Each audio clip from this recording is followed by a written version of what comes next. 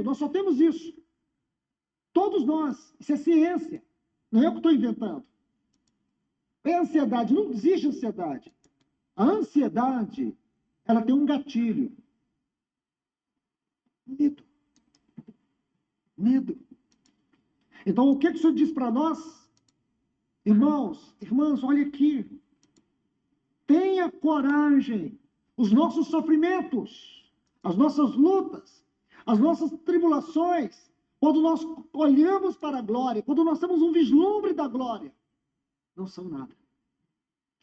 Aí você diz, mas irmão, eu estou sofrendo muito. Claro. Você está olhando para o seu sofrimento. Ninguém aqui é culpado disso. Mas o que nós precisamos mostrar para os irmãos? Que Paulo não é indiferente à dor. A Bíblia não é indiferente à dor. Nosso Senhor Jesus não é indiferente à dor. Ele diz que nós passaríamos por aflições. Mas há duas coisas que ele diz, para nós ter paz nele e para que nós não tivéssemos medo. Entende? Porque é o medo que nos tira a paz dele e nos torna incrédulos. Porque aqui nessa descoberta, embora os cientistas não dizem isso, mas a teologia vai dizer isso, e o que eu vou falar aqui eu falo com muito cuidado, espero que vocês não me julguem mal por conta disso, que se uma pessoa está escravizada por ansiedade, provocada por alguma forma de medo, ela está acovardada, o que significa que isso provoca incredulidade.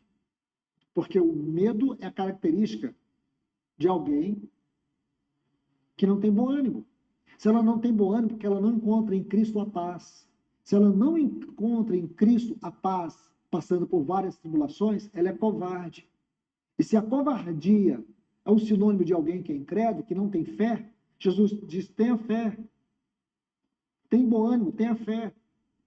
Se existe essa relação dessas duas palavras, coragem e fé, o que significa que o contrário disso é incredulidade. Sério isso, irmãos? Isso não é para resolver em divã de psiquiatria. Isso é para você resolver no Santo dos Santos, aos pés do Senhor em oração. Nós vamos dar um passo a mais. Vamos para uma outra assertiva. Se você puder, abra sua Bíblia em 2 Coríntios, capítulo 4, versículo 17. Vamos colocar mais uma assertiva sobre sofrimentos e glória.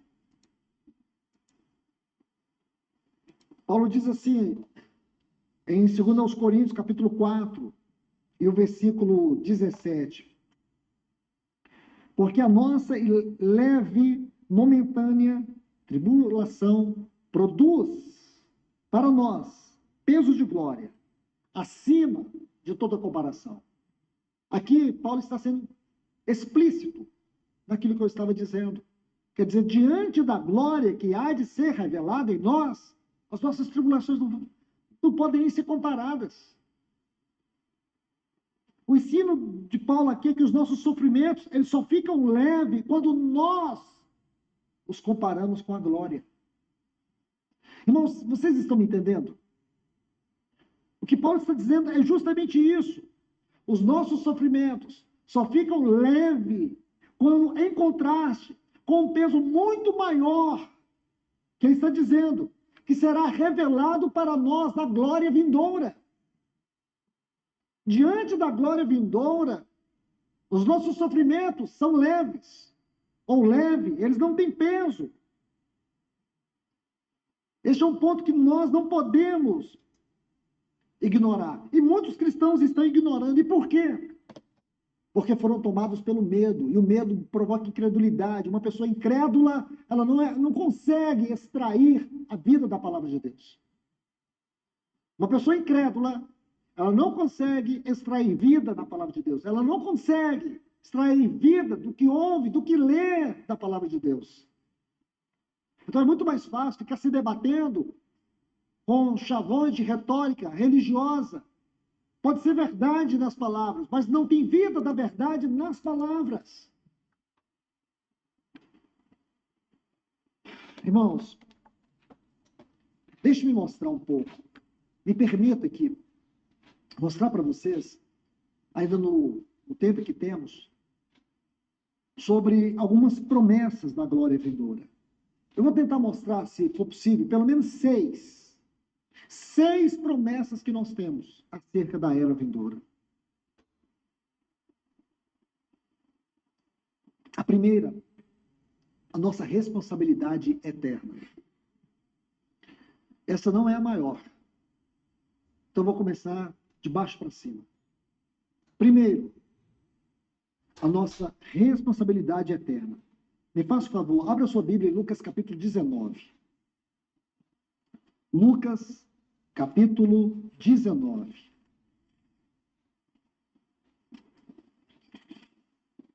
Vamos ler a partir do versículo 15. Lucas capítulo 19, a partir do versículo 15.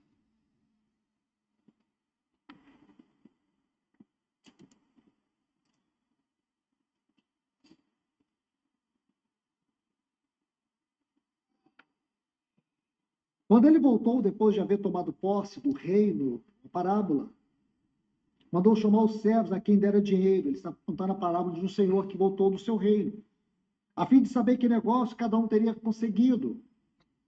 Compareceu o primeiro e disse: Senhor, a tua mina, esta é a parábola das minas, a tua mina rendeu 10. Respondeu o Senhor: muito bem, servo bom, porque fostes fiel no pouco, terás autoridade sobre 10 cidades. Veio o segundo dizendo: Senhor, a tua mina rendeu 5. A este disse: terás autoridade sobre 5 cidades. Veio o outro dizendo: eis que, Senhor, a tua mina que eu guardei, eu embrulhei no lenço. Então nós sabemos que esse foi totalmente reprovado. O Senhor está dizendo aqui que as nossas responsabilidades espirituais têm a ver com a nossa recompensa no reino. Eu vou colocar isso em... Estão ouvindo que as nossas responsabilidades espirituais vão ter um julgamento no reino? Então é isso que nós temos que estar focado. E como podemos nos tornar cada dia mais próximo de Cristo? Porque só com Cristo que nós podemos multiplicar as nossas minas, as minas que foram dadas a nós. Por exemplo, a mim foi dado uma empresa, bens, filhos, para eu poder administrar. Eu tenho que, enquanto eu administrava com a minha cabeça, é porque eu tinha uma imaturidade espiritual. Agora que eu fujo do eu para administrar de acordo com a vontade de Deus, ouvindo o Espírito Santo, eu começo a administrar melhor, que é o princípio da mordomia. É isso que nós estamos fazendo aqui, nos aprimorando. Agora, não é uma teologia, não é uma doutrina. Mas a primeira coisa que você precisa entender aqui é que, e aqui que está o ponto, a primeira coisa que você precisa entender na glória é a sua responsabilidade eterna. Irmãos, nós temos que entender isso, compreender isso. Nós teremos uma responsabilidade eterna. Nós reinaremos. Há uma diversidade de textos que provam isso. Vamos ter responsabilidades, e grandes responsabilidades. A era vindoura será constituída de nações e de cidades. Isso está lá em Apocalipse, capítulo 21, o versículo 24, até o 26. Haverá nações. E os que forem aprovados diante do tribunal de Cristo, isso está de uma maneira muito clara exposto em 1 Coríntios capítulo 3, a obra de cada um. Estes receberão Nós estamos em época de eleições, né? Então as pessoas ficam mostrando as glórias delas para ganharem votos.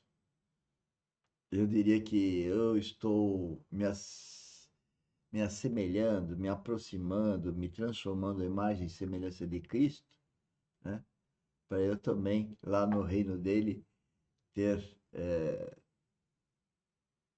autoridade sobre o reino dele, né? Sob a, a cabeça dele. Não sei se estão me entendendo.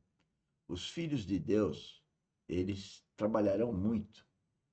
Eles são cooperadores do reino de Cristo na eternidade. Mas começa o processo desde agora, a preparação. Então, quando nós estamos em época de eleição, é justamente ao contrário. Na eleição está lá, eu fiz isso, eu fiz isso, eu fiz isso para ganhar votos. O Filho de Deus fala, Cristo fez isso em mim, fez isso em mim, fez isso em mim. E a gente quer cada vez mais que Cristo faça mais nele. Com isso a gente ganha os galardões, ganha a herança e ganha essa forma de cooperar mais e melhor para o reino de Cristo. Percebe a inversão? Habilidades. Coloca um texto aí como nota.